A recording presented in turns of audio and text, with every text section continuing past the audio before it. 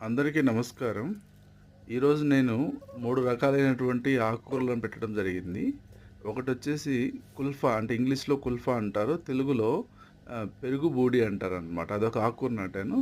రెండోది డిల్ లేదంటే సోమ అనేటువంటి ఆకుకూర నాటాను. మూడోదొచ్చేసి కలువ కూర అంటే ముల్లంతి.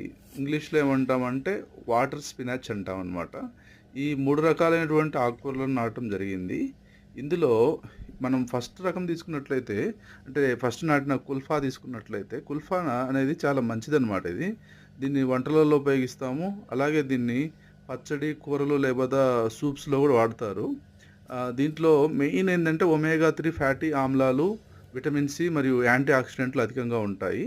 ఇది మనకు డైజెషన్ అంటే జీర్ణక్రియకు బాగా తోడ్పడుతుంది. కడుపు మంటలు తగ్గించడంలో సహాయపడుతుంది. మూడో రెండోదొచ్చేసి సోమ. దీన్ని డిల్ అన్నాం ఇంగ్లీష్‌లో. అంటే నేను అనలేదు. అది దాని పేరు డిల్ అనమాట. దీన్ని మా ఆకులు చాలా అంటే పికిల్లు, పచ్చడిలో కూడా యూజ్ చేస్తారు దీన్ని. అలాగే ఇది జీర్ణ సమస్యలు అంటే అజీర్ణం కొంతమందికి సరిగా అరగకుండా వాతం ఉన్న వాళ్ళకి ఇది బాగా పనికొస్తుంది. అలాగే ఇది మనకి నిద్రను మంచిగా నిద్రపట్టడానికి సహాయపడుతుందనమాట. అందుకే దీన్ని డిల్ అన్నారేమో. నెక్స్ట్ వచ్చేసి కలవకూర అంటే ముల్లంతి అంటారంట. మామూలుగా ఈ కలవకూర అనేది ఏందంటే మామూలుగా ఆసియా వంటలలో ఎక్కువ వాడతారు. మనం ఇంగ్లీష్‌లో దీన్నొచ్చేసి వాటర్ స్పినాచ్ అంటారు దీన్ని. ఇది వచ్చేసి మనకు రకరకాల కూరలు చేసుకోవచ్చు దీనితోటి. వేపుడు మామూలుగా ఇవన్నీ చేసుకోవచ్చు.